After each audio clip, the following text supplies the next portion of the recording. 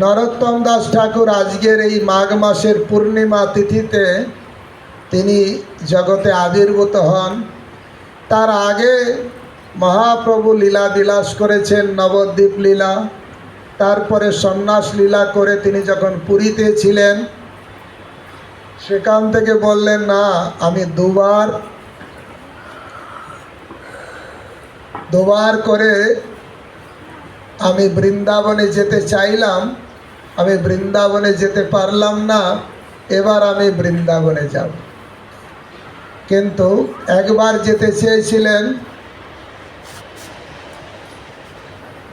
গয়াতে। প্রথমে যখন ঈশ্বরপুরীপাদের কাছে দর্শন, ওনার কাছে দীক্ষা গ্রহণ করেন, বিষ্ণু পাদপদ্ম দর্শন করেন, তখন থেকে ভাব প্রকট করেন। আর তখন ওই গয়া থেকেই উনি চলে যেতে চাইছিলেন বৃন্দাবনে। কিন্তু যখনই রওনা দিয়েছেন তখন এক আকাশবাণী হলো, মহাপ্রভু এখন আপনি বৃন্দাবনে যাবেন না, আপনি নবদ্বীপে ফিরে যান, সেখানে আপনার অনেক কাজ আছে। কি কাজ তখনও পড়েছিল? তখনও জগাই মাধাইয়ের উদ্ধার হয়নি। তাই উনি যদি বৃন্দাবনে চলে যান তা জগাই মাধাইকে কে উদ্ধার করবে? বা আমাদের মতন জগাই মাধাইকে কে উদ্ধার করবে? তাই আবার প্রচার কার্য সম্পন্ন করার জন্য মহাপ্রভু আবার নবদ্বীপে ফিরলেন। দ্বিতীয়বার আবার বৃন্দাবনে যাচ্ছিলেন। কাটোয়াতে যখন কেশব ভারতীর কাছে সন্ন্যাস গ্রহণ করেন তখনই তিনি রওনা দিলেন, বৃন্দাবনে যাবেন। নিত্যানন্দ প্রভু বললেন, আমি বৃন্দাবনে রাস্তাঘাট জানি, চলুন আমি আপনাকে নিয়ে যাই। আর নিত্যানন্দ প্রভু চালাকি করে ভুলিয়ে ভালিয়ে বৃন্দাবনের রাস্তায় না নিয়ে ওনাকে নিয়ে গেলেন রাঢ় দেশে। আর সেখান থেকে 2-3 দিন পরে তিনি মহাপ্রভুকে নিয়ে শান্তিপুরে নিয়ে আসলেন। সেখানে 10 দিন থাকলেন। সেখান থেকে ভক্তদের নিয়ে রওনা দিয়ে পরে আবার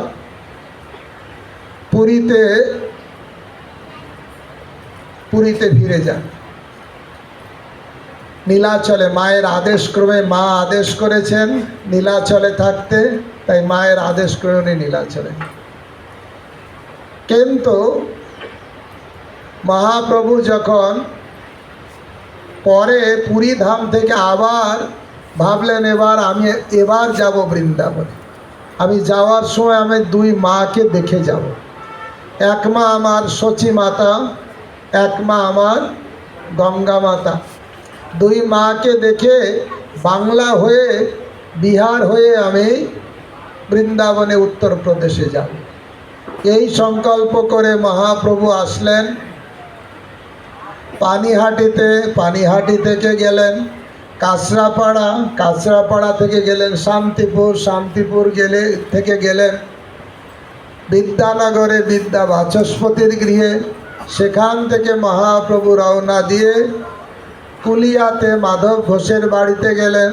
সেখান থেকে রওনা দিয়ে মহাপ্রভু রামকেলিতে গেলেন। রূপ গোস্বামী সনাতন গোস্বামীকে উদ্ধার করলেন। সনাতন গোস্বামী একটা কথা বলেছিলেন, প্রভু এত লোক নিয়ে যে আপনি বৃন্দাবনে যাচ্ছেন, এটা বৃন্দাবনে যাওয়ার পরিপাটি নয়। কিন্তু তখন মহাপ্রভু কিছু বলেনি। মহাপ্রভু রামকেলি থেকে রওনা দিয়ে কানাইয়ের নাটশালা গেলেন। দেখলেন অনেক লোকের ভিড়, গাছপালা সব ভেঙে যাচ্ছে, পাখিকলি সব দৌড়ে পালিয়ে যাচ্ছে। তখন মনে মনে ভাবলেন মহাপ্রভু, সনাতনের মুখ দিয়ে ভগবান ঠিক কথা বলেছে।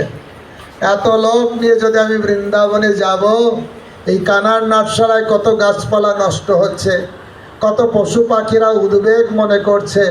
এইভাবে যদি আমি এত লোক নিয়ে বৃন্দাবনে যাব, বৃন্দাবনে কত অসুবিধা হবে। তাই না, এত লোক নিয়ে আমি বৃন্দাবনে যাব না। তখন কানার নাটশালা থেকে আবার ব্যাক করবেন পুরীতে। সেই পথে তিনি রাজশাহী জেলায় গেলেন। ওখান থেকে আসার পথে এখন যেটা পূর্ববঙ্গ